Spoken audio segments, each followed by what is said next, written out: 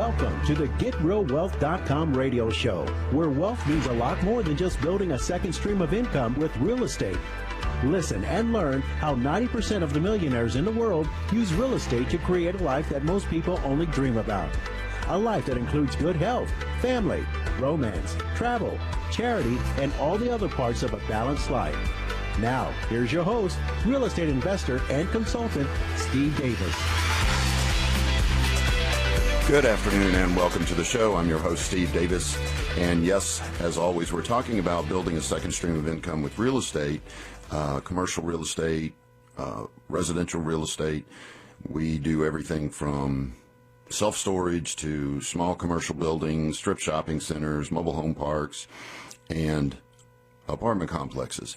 And we use those to generate passive income, this second stream of income that the 5% of Americans who do retire successfully, and unfortunately it's only 5%, but when you do the research on the 5% who do retire successfully, they all have second, some of them third, fourth, and fifth streams of income. So that's really the main theme of the show, but we stress that you think deeply about why you want that second stream of income.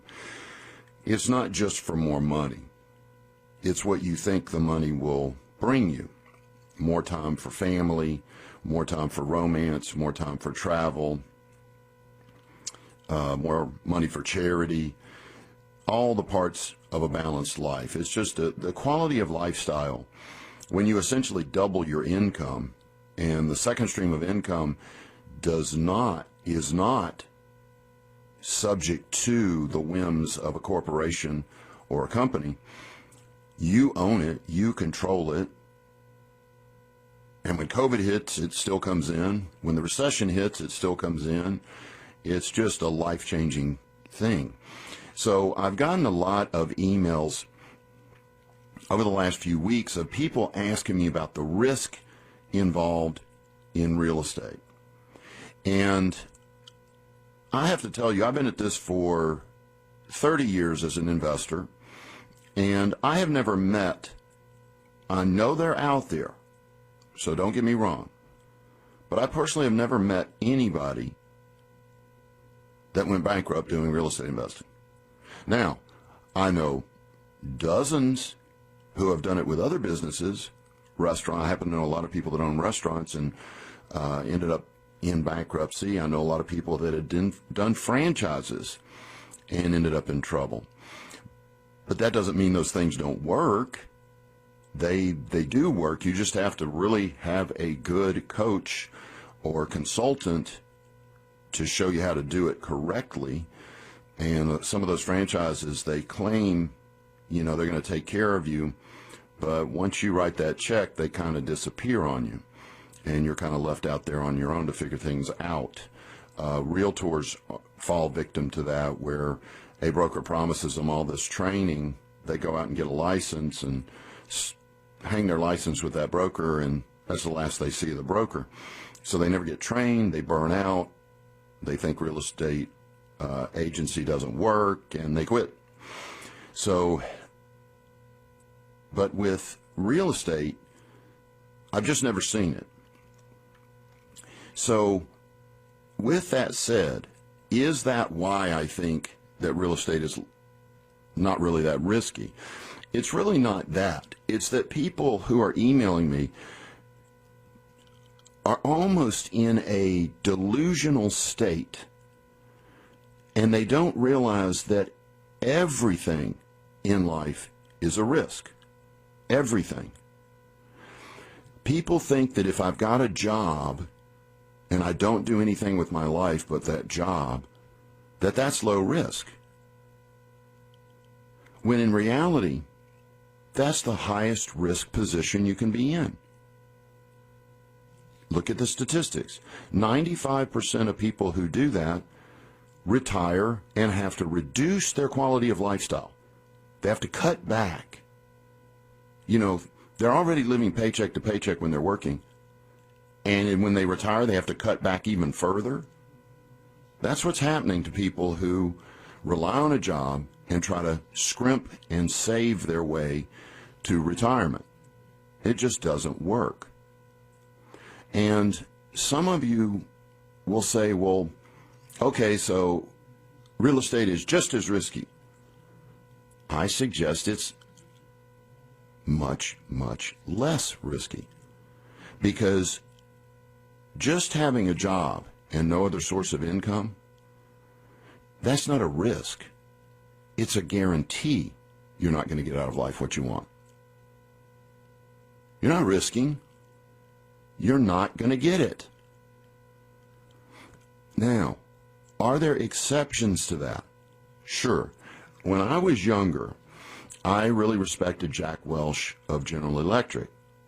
And I read every book he wrote and every article I could find about him, and I studied him, and I wanted to be Jack Welch. I wanted to be that guy in the company that makes $110, $120 million a year. That's how I thought I'd be successful. Until I found out that there were 300,000 people in that company. Do you see the problem with my theory? I'd have to be better than 299,999 people. I'd have to beat 300,000 people to get in that position. And I'll be honest with you, I didn't think I could. So I looked for other ways. So to me, the strategy of climbing the corporate ladder to be successful is just stupid. Unless you're going to commit to, like he did, and this is another reason I found out the guy worked like 80 hours a week. I won't go into his personal life, but his personal life was not something that I wanted either. So he couldn't be my mentor, if you will. I had to switch and find different mentors and different people to model and imitate who were successful, because that's how you become successful in life. You go find somebody who's successful and just imitate them. There's the secret. It's not a secret, but for most people it is. They have, oh, really? That's how you do it? How else would you do it? What, are you going to try to figure it out on your own? Why would you do that? You know, Andrew Carnegie said it 100 years ago. Stop trying to reinvent the wheel. Simply go out and find someone who's got the results from their life that you want and imitate them. That was 100+ years ago that was said to all of America through multiple books, radio shows. He laid out the map to success with that one comment. Now, my question is, how many of you knew that he said that? Not very many of you. And then, even of those who did, how many of you are using his lesson, using his wisdom? Even fewer. All right, we'll talk more about risk and guaranteed failure and compare the two when we come back from the break here on the GetRealWealth.com radio show. I'm your host, Steve Davis. You can call me at 281-558-5738. That's 281-558-KSEV. You're listening to AM 700, the voice of Texas.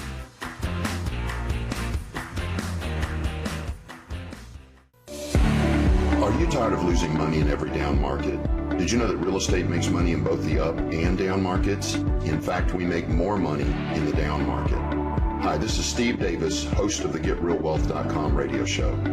Yes, we are praying for a down market, and you should know why. To find out why, attend our free 2-hour introductory workshop. To reserve a seat, visit GetRealWealth.com and click on the free workshop button at the top of the page. That's GetRealWealth.com. Thank you.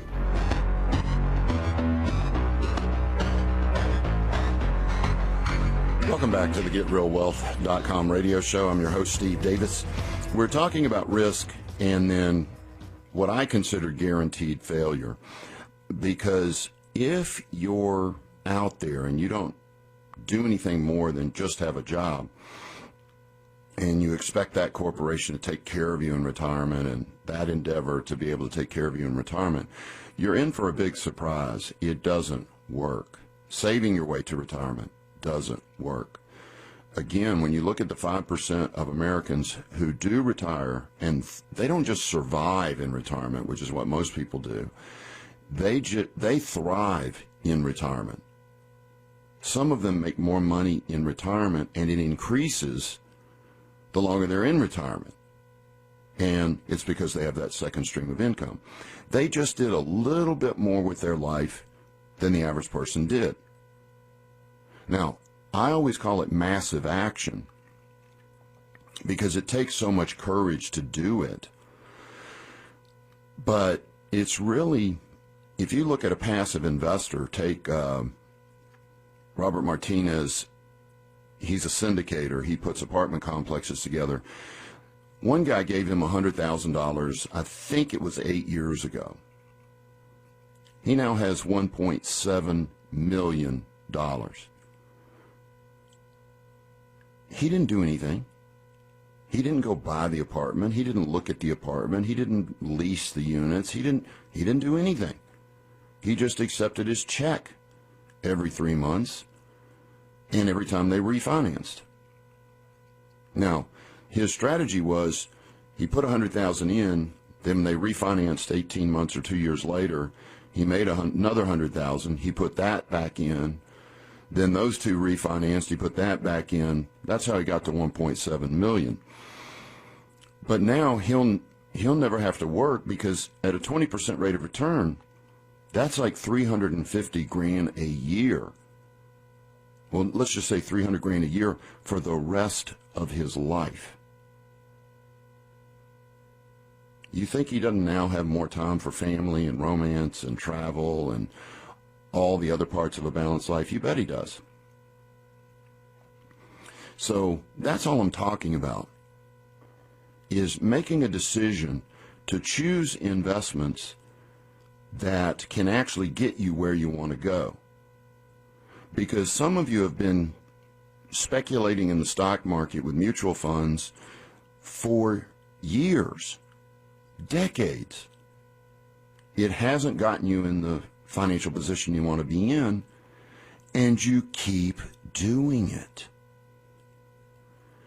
You do realize that's a form of insanity, to do the same thing over and over again and expect a different result. That's an illness. You can't do that. You've got to change what you're doing if you want to get a different result. So when people ask me again, what's the risk involved in real estate? The risk is that you don't have the courage to do it. That's the only risk I know of. Or, how do I say this? That's the only risk I'm worried about. Real estate is so forgiving. I've seen so many deals go bad, and then, boom, they switch out the leader in the deal, and all of a sudden it starts making money. It wasn't the real estate that was losing the money. It was the person running it. So real estate is very forgiving. If you know what you're doing, you get yourself educated, invest a few dollars in education so you know exactly what you're investing in, the risk is way lower than what you're doing. Way lower. Guaranteed. Okay. Let's go on to the next question that I got. It was an email that said, Steve, on one of your shows you mentioned that it's easier to buy an apartment complex than it is to buy your own home. Could you explain that? Sure. The reason it is when you buy your home, a home is not an asset, it's a liability. And when you go to a bank and ask to buy a liability, they look to you to pay for it. So what they do is they run your credit report, they look at your income, they look at your expenses to come up with a DTI, your debt to income ratio. They look at your credit history and make sure you keep your promises and pay your bills. They look to you to buy that liability. But when you go buy commercial property like an apartment complex or self-storage or mobile home park or whatever, they don't look to you to pay for it. If I go buy a $20 million apartment complex, do you think that I can make the payment on that? I can't. I don't know how much money you think I make. I don't make that much. I can't. They look to the property to pay that. In other words, they look at me first and they say, hey, what's this guy's credit score, his credibility report, credit score, credibility report. This guy's credible. He makes all his payments. Then they look to the commercial property, the apartment complex or whatever, at its income and expenses. See, the reason commercial real estate is easier to buy than a home is because it's self-collateralizing and comes with its own ability to pay. Self-collateralizing and comes with its own ability to pay. What are the only two things you need to get a loan? You got it. Collateral and ability to pay. Some of you said credit. That's not true. Go look at these car, I don't know what they call them, auto or car loans, title loans. You can literally, with the worst credit on earth, walk into these places with the title to your car, and they'll give you 25% of whatever it's worth because the car's the collateral, and then all you have to do is prove you have a job and the ability to pay. Even with horrible credit, they're going to give you the money. See, you do not need credit to get loans. Now, I'm not saying go out there and wreck your credit. You want to have good credit. I'm just trying to make the point so that you understand there's only two things you need to get a loan: collateral and ability to pay. And the power of commercial real estate, 5-story buildings, strip shopping centers, self-storage, multifamily apartments, is they come with their own collateral and their own ability to pay. This is why I've had debt probably, if I look at 11 apartment complexes I was in at one time, I don't know if that was $100 million worth of debt. I couldn't afford to pay that. They didn't loan it to me. They loaned it to the property. So those of you out there afraid that you can't qualify for income producing assets, you're inaccurate. Because when you start buying assets, rent homes, small apartment complexes, big apartment complexes, strip shopping centers, those things are self-collateralizing, and they come with an ability to pay. This is why people are like, man, it was hard for me to buy my home. I'm afraid I wouldn't be able to buy a rent property. I barely qualified for my home. Again, that's because that's a liability. A rent home is an asset. It produces income. So it's easier to buy rent property than it is to buy your home. And if you got questions about that, give me a call at 281-558-5738. That's 281-558-KSEV. Oh, I got my phone, so you can email me too. It's asksteve@getrealwealth.com. Asksteve@getrealwealth.com. I'm actually at the studio, so I don't have my computer in front of me, but I do have my phone. So feel free to email me your questions or give me a call at 281-558-5738.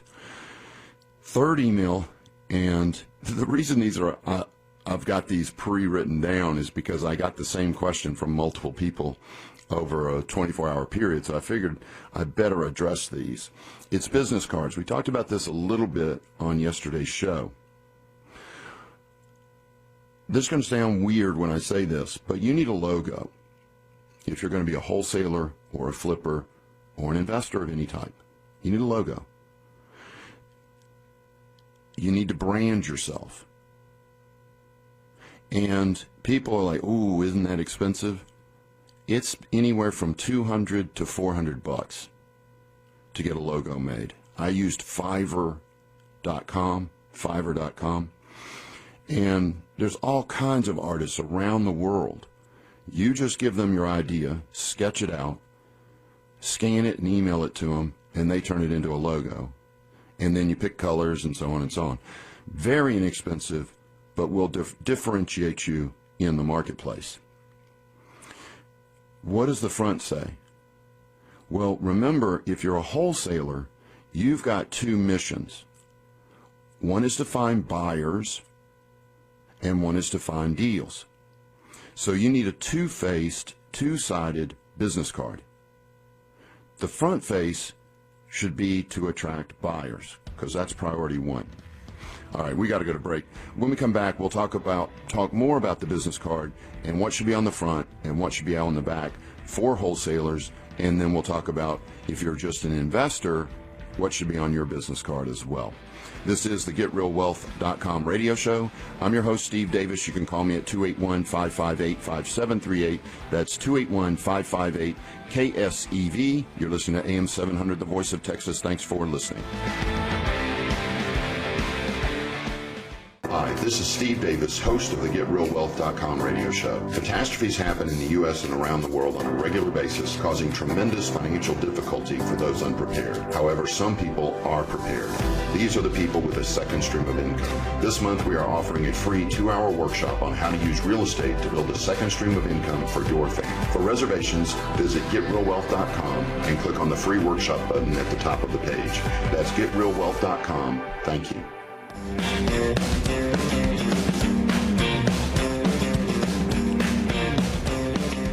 Welcome back to the GetRealWealth.com radio show. I'm your host, Steve Davis. Remember, you can always find us online at GetRealWealth.com. Those of you that are scheduled for the 1-hour free course this evening, that is available online as well. So we're doing it live at the office, and we have plenty of space so you can maintain social distancing. We have hand sanitizer. We have masks if you don't have one.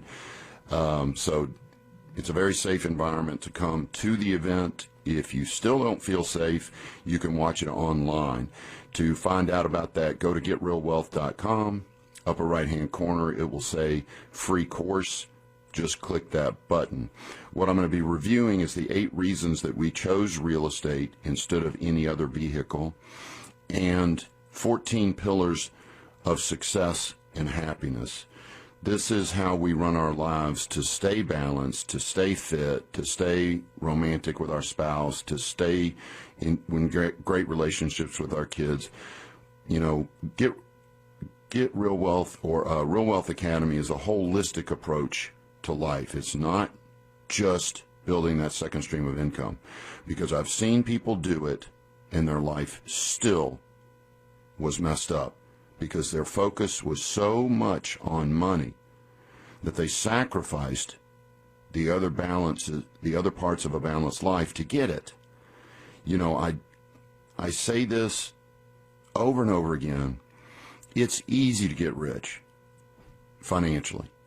Just sacrifice your marriage, sacrifice your fitness, sacrifice your kids, sacrifice your charities. It's easy. The trick, or the challenge, is to get wealthy while maintaining that romantic relationship, while being a great parent. That's the trick, and that's what we focus on at Real Wealth Academy. So go to GetRealWealth.com. Upper right-hand corner will be the free course, about an hour, maybe an hour and 10 minutes. We're back to business cards now, and I'm talking to the wholesalers out there. So the front of the card should have your name and contact information, and in one way or another, just state this: I help investors find deals. You could say it any way you want. You could say it just the way I said it. I help investors find deals. You may even want to just flat out say, I'm a wholesaler. Wholesaler.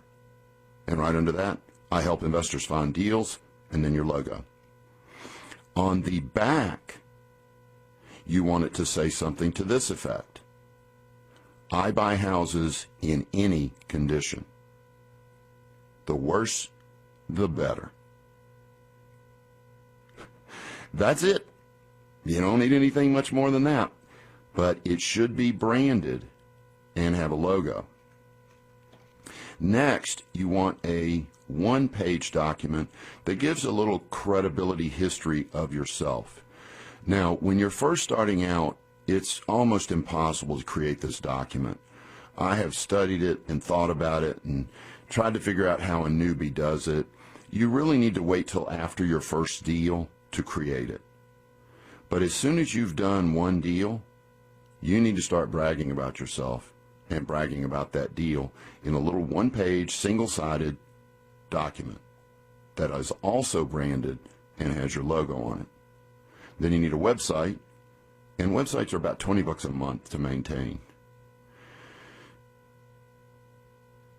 And that's how you brand yourself. Now let's talk about the investor or the flipper. What does their business card look like?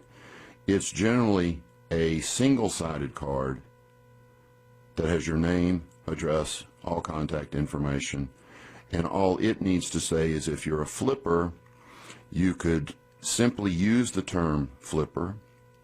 You could use the term renovator. The problem is that in the vernacular, everybody knows what a flipper is. They don't always know what a renovator is. There's another word that's slipping my mind, but I've got to get it out to you. Redevelopment. Single-family redevelopment.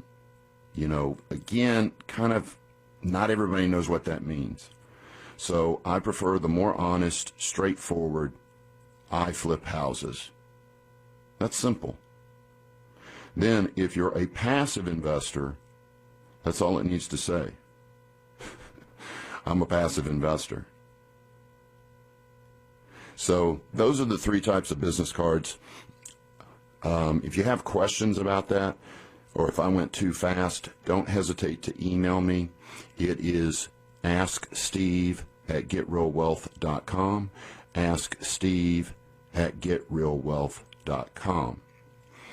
Oh, by the way, the phone lines are open. If you've got a question for me, it's 281-558-5738, 281-558-KSEV. Next, let's talk about the steps to a wholesale deal. Now, I'm going to read through these to make sure I get through all of them and you at least hear them. Then we'll go back and analyze each one individually. The steps to a wholesale deal are basically, 1, create your buyer's list. Do that first.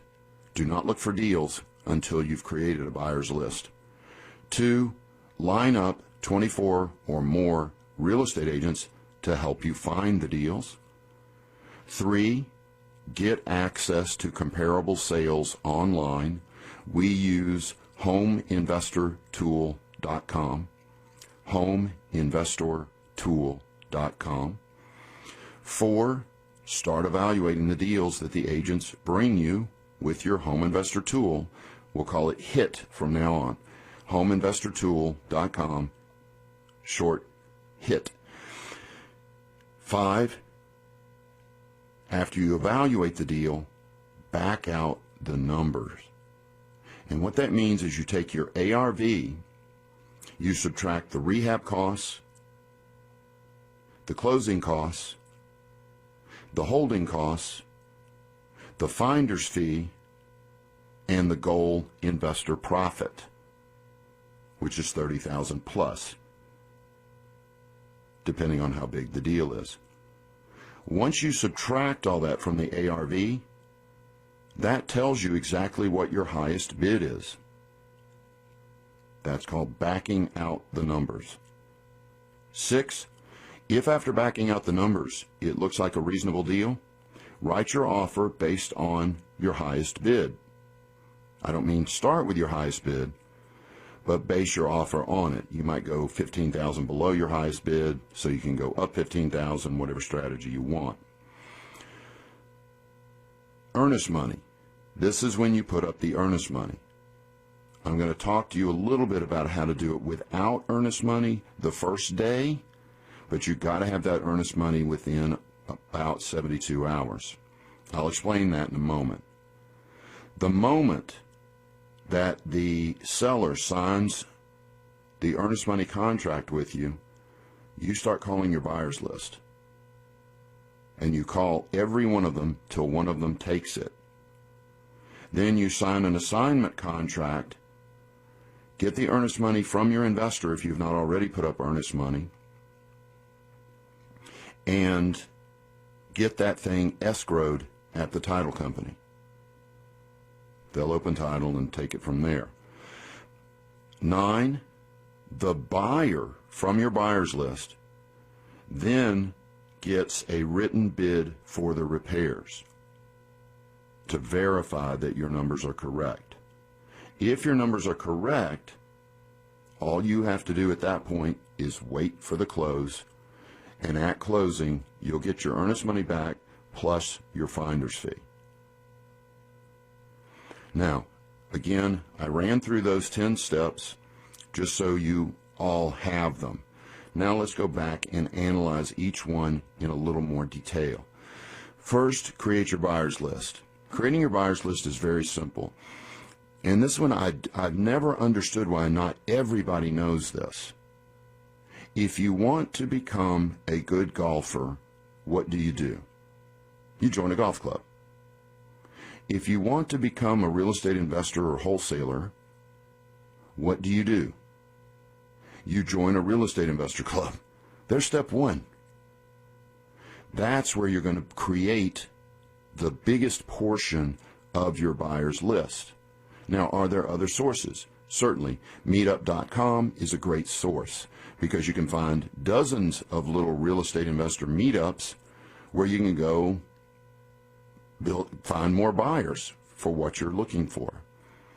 Number 2, line up a group of 24 listing agents to help you find the deal.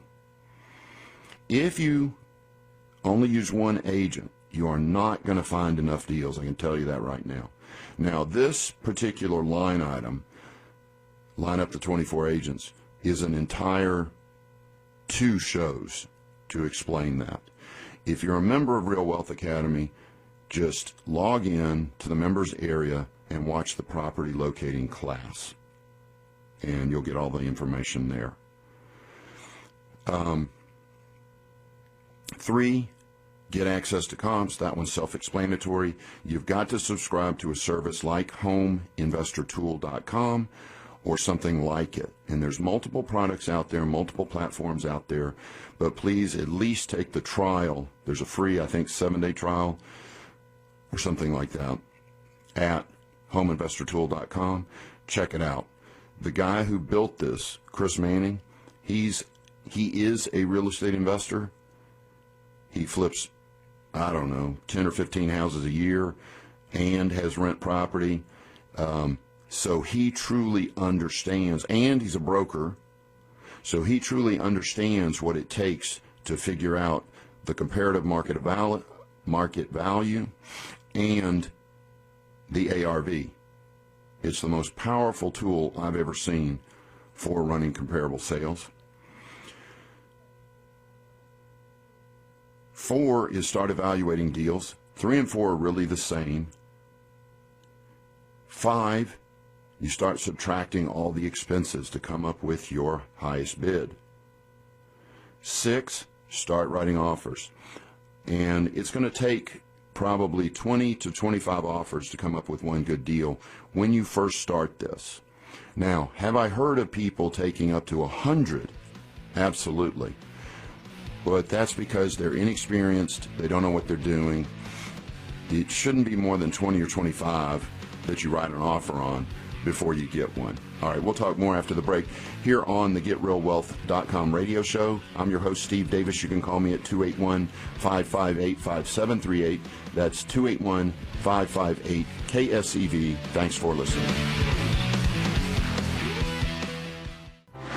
Real estate accounts for more millionaires in America than any other investment vehicle. This second stream of income can truly change your life. More time for travel and romance, more time for family and fitness, more time for whatever you want to do with your life. To find out how to build this second stream of income, attend our free 2-hour introductory workshop on real estate investing. To reserve a seat, visit GetRealWealth.com and click on the free workshop button at the top of the page. That's GetRealWealth.com. Thank you.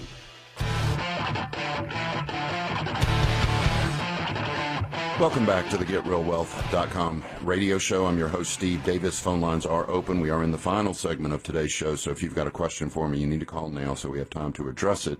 It's 281-558-5738. That's 281-558-KSEV. We do have an anonymous caller now that has a couple of questions. Thank you so much for calling. How are you today? I'm good. How are you, Steve? Excellent. How can I help? I have a tenant that changed his mind after he agreed to a lease renewal. Okay. And he wants to move out of the current house because he wanted a bigger space for his family. I am currently working on rehabbing a house that's bigger, but we don't know if he's going to like it because it's still under construction, and you say do not show the house if it's under construction. As a rule, no. I don't understand. Let me ask a question, please. So you've got a tenant that you're rehabbing the house while they're in it and they want to move, or what did you mean by that? So so I have two houses. Okay. He's living in one house right now. And when we had discussed the lease renewal, he agreed he was going to renew the lease. And stay in that house. And stay in that house. A week later, after I dropped off the lease and I said I need it back, they are holding they're not going to sign the lease on their part because they want to move out of the house into someplace bigger and safer for their kids. Okay. Because it's on the major road. Yeah, to be honest with you, I'd let them out. But what were you bringing up about a rehabbed house? Because he wants to stay with me, and he wants to move to one of my houses. Oh, a bigger house. Yes, and I currently have one that's undergoing rehab. Okay, that was what I was trying to get to, so sorry I misunderstood that. I would show him the house, even though it's under construction, because he's a current tenant, you've got goodwill there and understanding, and yeah, I would probably give it a shot, to be honest with you, and say, look, it's not done, but this is what we're doing. Come on and take a look. Is this house big enough for you? Do you feel safer here? And if he answers yes to that, then I'd go ahead and close and try to get him to sign a lease on the new unit. Okay. So, and what do I then do month to month with the new on the house that he's currently in? Yes. Yeah, that's all you need, because once he signs that lease, he's committed. You do need to get additional security deposit for the larger house and so on. So don't forget to do that. Okay. And he also owes me, so this is his third house that he's going to rent from me. And he had a balance because when he moved from the first house that he's ever leased from me, he left roaches behind, and I had to deal with that. Okay. And I hired a pest control company. Fast forward, he moves to the new house, and he's disputing the $200 bill that I tried to pass on to him. Yeah, you better get that straightened out, or that sounds like that there's not a lot of goodwill there, and you need to stand firm and get him. If he doesn't pay that, that's not a good sign. I wouldn't want to stay in that type of business relationship. Okay. I think I got my answer to my first question. My second question is about another house where the wife left the husband and both names are on the lease. And I told him that he called me, and he said that his wife left him, she moved out, and now he wants his brother and father to move in with him. I'm going through the approval process, requesting a background check and a copy of the driver's license and so on and so forth. How do I release the soon-to-be act? I need to add the new tenants, his father and brother, but do they take over for the remainder of the lease, or do we sign a new lease? I would sign a new lease because she has, in effect, abandoned the property. She's moved out. I assume she's taken her stuff with her. So she's abandoned the property. Read your lease on that, those clauses. If you don't clearly understand that, I wish I could be more help, but I'm not an attorney. You definitely want to get an attorney, even if they charge you for a half hour, a couple $100, so you understand that in case she tries to come back. I don't think she will I've never seen that happen before. Not much to worry about, but yeah, I would sign a new lease. You really, this family moving in together, I'd get another security deposit. If you've got a $1,800 security deposit, get another $1,800 security deposit if you're moving two siblings and a dad in. Yeah, 3 men. Okay. The extra deposit. Okay. Okay. So how do I go about the soon-to-be ex? Do I notify her? Does the lease become just null? Yeah, if you read that section about abandoning the property, it should make sense. But if it doesn't, call an attorney, please. And are you a member of Real Wealth Academy? No. Okay. If you need to, email me, and I'll send you the name and phone number of one of my attorneys. Okay. Thank you so much, Steve. You're welcome. Good luck. Take care. Okay. Phone lines are open, 281-558-5738, 281-558-KSEV, or email me at asksteve@getrealwealth.com. And remember, that email is available to you 24 hours a day, 7 days a week. If you don't want me to use your name, put anonymous at the top of the email, not in the subject line. I missed that a couple times. Put it at the top of the actual text box so I know not to use your name. Then, if you're shy or you feel like you've got a dumb question and you want to call, use a fake name or remain anonymous like the last caller. But give me a call at 281-558-5738. Okay, let's talk about earnest money and sometimes not having earnest money. When I first started, I had no earnest money. I was broke. I was $30,000 in debt. And what I did was I showed the agent my buyer's list. I even had some pre-qualification letters from a couple of them. So my agent knew I was real and I did have buyers.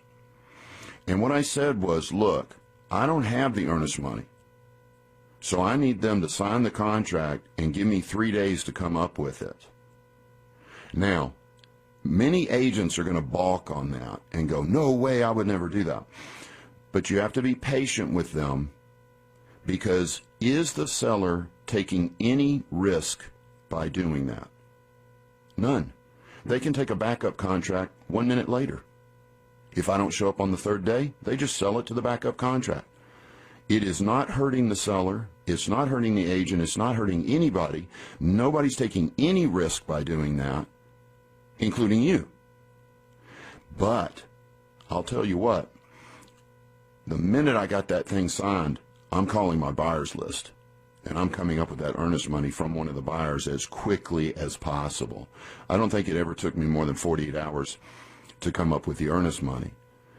And then the agent doesn't care. They're like, oh, we got to do this like last time, no earnest money? Yes. However, as soon as you have wholesaled a few deals and you have $3,000 or $4,000, use it as earnest money. It's going to make your job so much easier. If you've got $3,000 or $4,000 for earnest money, use it. It's so much easier to do deals with earnest money than without. I mean, some agents couldn't understand it at all. Other agents were like, oh, I get it. Okay. All right, I'll take a backup contract if it comes through. But you've got 72 hours. At the end of 72 hours, you're out of the deal. Yes, I understand. Great, sign here. And get control of that property for that 72 hours. Then when you start putting up earnest money, let's say you put up $5,000 earnest money, then when the buyer from your buyer's list gets the deal from you, they gave me the earnest money back. Then at closing, was when I got my finder's fee. I hope that makes sense. You email me if it doesn't, please, at asksteve@getrealwealth.com. Asksteve@getrealwealth.com. Okay, what's the next step? Oh, sign the assignment contract with the buyer and collect the earnest money, either refunding what you put up or the actual earnest money for the deal if you didn't put up any earnest money. Then it's up to the buyer to verify the rehab costs. They do that during their 5 to 7 day inspection period. Sometimes they only get 3 days.